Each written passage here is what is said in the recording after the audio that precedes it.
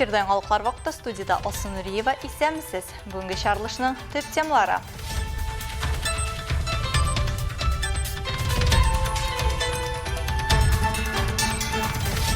Канализация линиясынан башлап түбәні сыйфатсыз ремонтлауға қадар. Луговая урамындағы яшәүчеләр проблемалар белән уртаклаша. Biz ЖКУ'га бик күп жалобалар яздык. 2-3 ай беркем килмәде, беркем ярдәм итмәде. Үзебез җыештырабыз, үзебез сиптерәбез. ЖКУ'га акчаларыбызны, квартплаталарыбызны регулярно түлибез. Безгә ярдәм кирәк.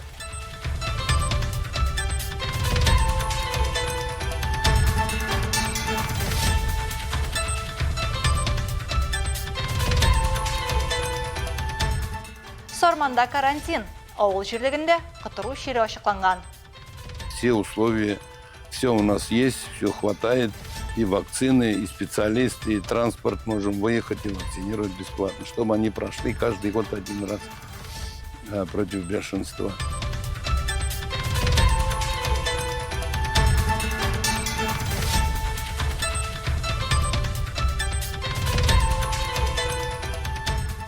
Бүйік жеңүнің 80 еллыгы уңайыннан Бөгелмәдә сугыш чорының музей артефактлары күргәзмәсе ачылды.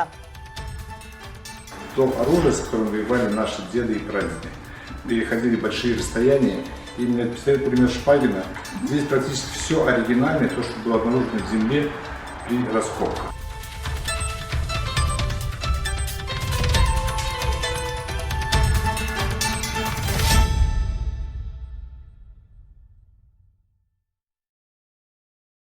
Татарстанда чиста һава операциясы дәвам итә. Экология белгечләре транспорт чараларының яшел таләпләргә туры килүен тикшерә. Контроль чаралар республиканың 23 районында узган. Акция башланганнан бирле 3004 автотранспорт чарасы тикшерү узган.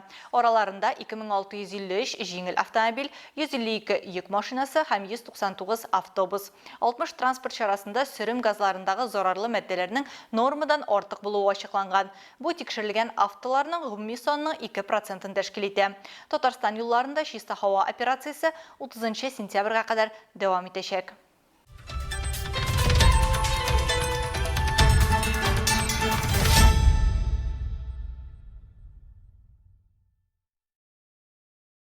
Идарәче оешма тарафыннан ынтылган йорт дип сөйли Луговая урамындагы 11-нче йортта яшәүчеләр.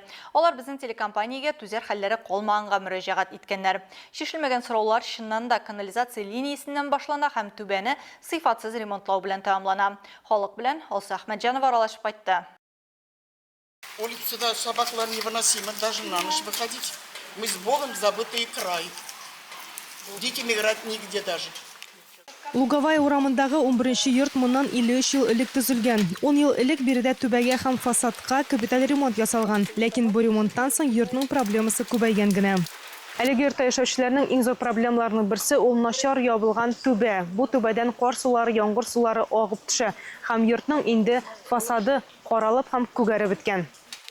Су агып төшү өчен куелган җайланмалар да озак эшләмәгән. Алар инде үз функциясын үтәми. Очрашу яңгыр явып торган чакка туры килгәнгә без дә моңа инандык. Саҗидә Гарипова әлеге йортта беренчеләрдән булып яши башлаган кеше. Һәм ул йортның шундый аянич хәлгә килүендә идарәче оешманы гаепли. Biz Лушны чакырдык, менә шушы иебезнең начар состояниедә булганына. Безнең подъездда кирелеп түгез чебен. Уже без ЖКУ'га бик күп жалобалар яздык. 2-3 ай беркем килмәде, беркем ярдәм итмәде. Үзебез җыештырабыз, үзебез сиптерәбез. ЖКУ'га акчаларыбызны, квартплаталарыбызны регулярно түлибез. Безгә ярдәм кирәк. Бер проблемадан икенчесе килеп чыга дип сөйли әлмәтлеләр. Подъездагы барлык проблемалар йорт идән астыннан килә. Анда канализация трубасы эшләми. Ул гел тыгыла икән. Там нет какого подвала, там примерно по пояс приямок.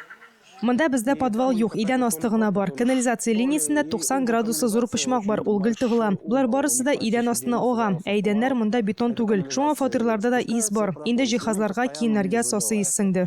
Когда заливается канализация, все это вытекает, естественно, под пол и общее пространство под домом. А полы здесь не бетонные, здесь полов практически нет, здесь лагерь деревянный пол. Естественно, присутствуют полы рассохшиеся, хоть и ремонтировали их.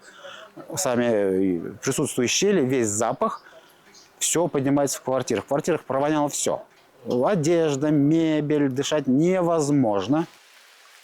Подъездның турышынан мында ремонт күптән булмаган аңларга була. Җимерелгән диварлар, почта тартмалары яңартуны таләп итә. Тотынгычлар баскычларны ким дигәндә яңарту өчен буяу кирәк. Соңрак безгә бу йортта яшәүче тагын бер апа, Роза Гыймаддинова кушылды. Ул өйдәге тагын бер хәл ителәсе мәсьәлә барлыгын сөйләде. Вот осенью обещал, что весной...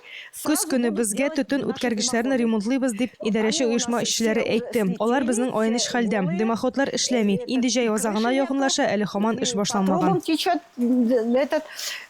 Что-то вот лето кончается, еще даже не начали. Халыкның барлык моңзарларын тыңлагач, без иң элек идарәче оешмага мөрәҗәгать итәргә булдык. Бу күп фатирлы йорт 11-нче идарәче оешмага карый. Бу йортны капиталь ремонтлау 2012 елда үткәрелгән. Идарәче компания берничә тапкыр түбәне ремонтлау эшләрен башкарды. Быел, мәсәлән, түбәдә кар тотучы җайламалар куйды. Шулай ук агымдагы елның август азагында канализация системасын чистарту буенча эш планлаштырылган. Канализация системасы халык тарафыннан салфеткалар һәм башка чүп-чар белән вакыт-вакыт томалана. Чистарту эшләре алып барыла һәм соңрак киптерәбез. Подъездагы ремонтны 2026 елга планлаштырдык. Россия Федерациясының торак кодексы нигезендә халык идарәче компаниядән уртак милекне тоту һәм ремонтлау буенча эшләрне үтәүне таләп итәргә хокуклы. Йорт яна территориясе, подвал, подъезд, лифтлар, җылыту, газ белән тәэмин итү, су үткәргеч, яктырту, канализация, нәкъ менә бу урыннарны тоту өчен яшәүчеләр ай саен акча түли. Шуңа күрә милекчеләр идарәче компанияга кимчелекләрне вакытында һәм бушлай бетерү, шулай ук агымдагы ремонт үткәрү максатыннан мөрәҗәгать итәргә хокуклы. Алсу Ахмаджанова, Алия Муратова, Яңгыр вакыты, Луч, Әлмәт телекомпаниясе. Молодежный бистәсе халкының тагын бер ишегалды төзекләндерелде. Районда безнең ишегалды программасы нигезендә яңарту эшләре дәвам итә. Объектны куллануга тапшыргач, гадәттәгечә күркәм бәйрәмдә уза. Бистә халкы белән очрашуга район башлыгы урынбасары Роза Әфләтунова килгән иде. Ул халыкны әлеге истәлекле вакыйга белән котлады. Проектны гамәлгә ашыруда катнашчыларга рәхмәт белдерде һәм актив халыкның уңайлы һәм заманча мөхит булдыруга керткән өлешләрен билгеләп үтте. Татарстанда җәй проекты кысаларында балалар һәм өлкәннәр бәйге һәм остаханәләрдә катнашты. Концерт программасын тыңлады.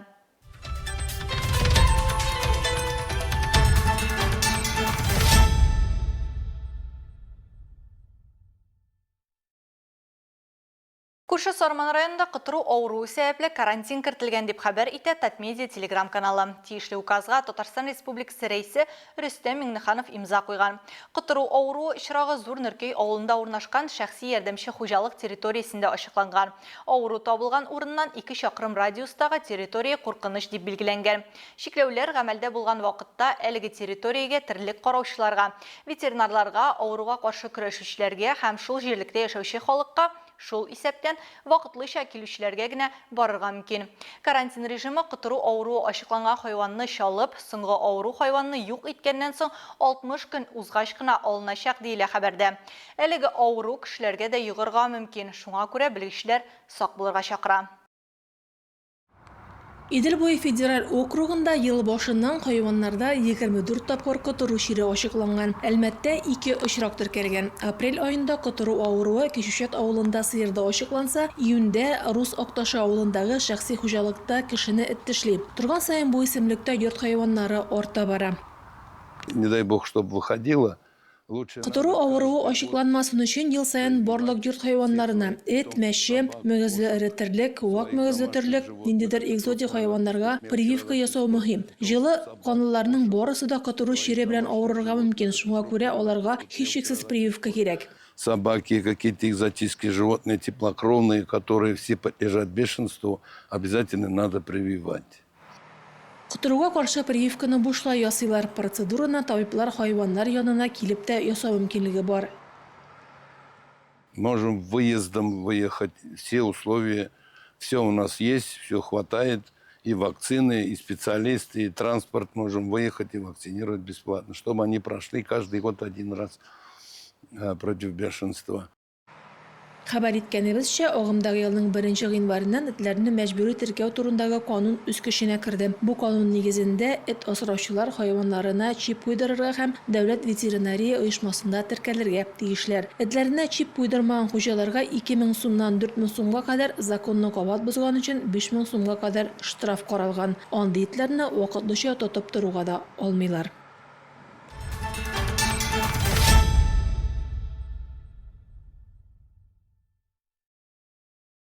16 август Әлмәттә шосседа вело узышлар буенча Тур де Татарстан Әлмәт 2025 бөтен Россия ярышлары узачак. Кайбер урамнар буйлап хәрәкәт иртәнге 6-дан 13:30-га кадәр шикләнәчәк.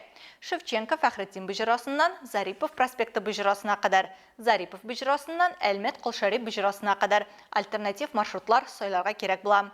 Шулай ук Әлмәт Кулшарип бөҗрасыннан Әлмәт Миңлебай бөҗрасына кадәр юлдан үтеп булмаячак.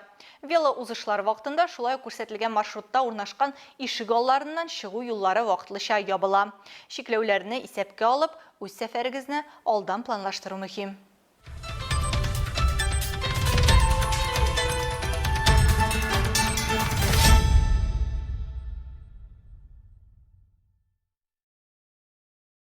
Һәм тагын бераз мәгълүмат. Бүген 19:35 Луч телеканалында «Чистое будущее» тапшыруының яңа чыгарылышын карагыз. Без шәһәр халкы белән бергә бөтен дөнья мәчеләр көнен билгеләп үтәчәкбез. Йомшак хайваннарга мәхәббәт үрнәкләре, алар турында кайгырту серләре, әйләнә-тирә мөхит иминлегенә керткән өлешләре турында сүз барачак. Шулай ук чыгарылышта табигатьне саклаучылар ролен үз өсләренә алып, җәмгыятьнең игътибарын актуаль мәсьәләләргә җәлеп итүче һәм реаль үзгәрешләргә ирешүче эко-активистлар белән таныштырачакбыз. Әйләнә-тирә мөхит проблемаларына битараф калмаган кешеләр планетаны киләчәк буыннар өчен саклауга юнәлдерелгән көндәлек хезмәт кенә куеп калмый. Яңа буынга остаз да булып торалар. Аларның остаханәләре турында да сүз барачак. Безнең белән калыгыз.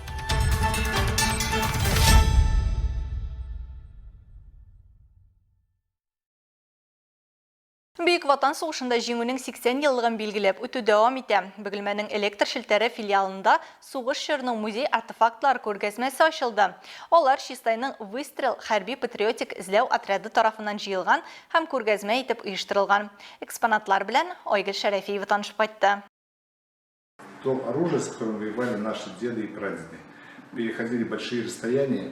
Именно пистолет-пулемет Шпагина, здесь практически все оригинальное, то, что было обнаружено в земле при раскопках. Барлык экспонатлар Волгоград өлкәсендәге казу урыннарыннан җыелган. Анда ел сайын Чистайның Выстрел хәрби-патриотик эзләү отряды казуларга чыга. Бөек Ватан сугышындагы җиңүнең 80 еллыгы уңаеннан алар сугыш хәрәкәтләренең артефактларын күргәзмә итеп оештырган. Башта күргәзмә Чистайда, аннары Әлмәттә оештырылган. Хәзер аны Бөгелмә электр шелтәрләре филиалында карый ала. Бу безнең хезмәткәрләр оештырган күргәзмә. Ул оешма хезмәткәрләре һәм шулай ук шәһәр халкын таныштыру өчен тәкъдим ителә. Атна дәвамында безгә Тамчыкай балалар бакчасыннан, 8нче мәктәптән һәм Ялкында тәрбияләнүче балалар килде. Алар җиңүнең 80 еллыгы уңаеннан сугыш экспонатларын үз куллары белән тотып карый алды. Хәрби экспонатлар барысы өчен дә кызыклы. Бигрәк тә ир-егетләр монда озакка тоткарлана. Күргәзмәдә автоматлар, пистолетлар, бомбалар, Сталинград сугышында ятып калган солдатларның шәхси әйберләре тәкъдим ителә. Буларның барысын күргәч, тыныч вакытның кадерен белә башлыйсың диләр күргәзмәне карарга килгән кунаклар. Күргәзмә әтиләрне, бабайларны искә төшерә. Буларның барысында җыйган кешеләргә аерым зур рәхмәт. Бик истә калдырырлык. Бөгелмәдән соң Бөек Ватан сугышы артефактларын Алабугалылар, Ярчаллы һәм Буа халкы күрә алачак. Айгөл Шәрәфиева, Ямьяхин, яңалыклар вакыты, Луч Әлмәт телекомпаниясе.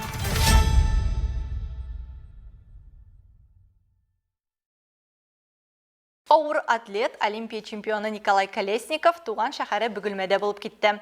Бу эшлекле сәфәр кысаларында килеп чыккан очрашудан сюжетны алдагы минутларда карагыз. СССРның ат казанган спорт мастеры Николай Колесников күп кенә бөгелмәлеләрнең кумиры. Аның авыр атлетика буенча 22 рекорды бар. Шуларның 11 дөнья рекорды. Динамо спорт мәктәбендә аны җанатарлары көтеп тора иде инде. Очрашуга Бөгелмә муниципаль районы башкарма комитеты җитәкчесе Дамир Фәттахов та килде. Вообще, по нашему министерству спорта считаем, что атлетика Бу авыр атлет Николай Колесниковның Татарстан буенча эшлекле сәфәре. Ул авылда спортны үстерү максатында республиканың спорт министрлыгы белән алып барыла. Соңгы вакытта республика буенча сәфәрләр бик күп. Соңгы тукталыш Әлмәттә булды. Мактамада көч әзерлеге буенча спорт мәктәбе ачарга җыенабыз. Бу мәсьәләләр буенча эшлекле очрашу, барысы да уңай юнәлешләр буенча бара. Мин авыл җирендә туып үстем. Шуңа күрә талантларны зур шәһәрләрдән еракта эзләргә кирәк дигән максат белән эш итәм. Ауыр атлетика ветераны Наратлы авылының спорт мәктәбендә дә булды. Киләчәктә авыл җирлекләрендә ауыр атлетларны системалы рәвештә өйрәтә башлаячаклар. Шуңа күрә мәктәпләр төзелеше күзәтүен Николай Колесниковка ышанып тапшырганнар. Айгөл Шәрәфиева, Ямьяхин, яңалыклар вакыты, Луч Әлмәт телекомпаниясе.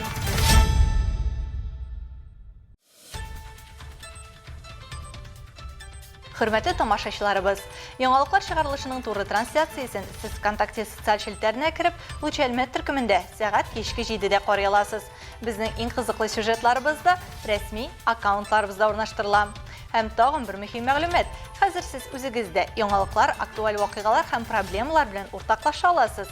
Моның өчен экраннардагы сылтама буенча күчәргә мөмкин.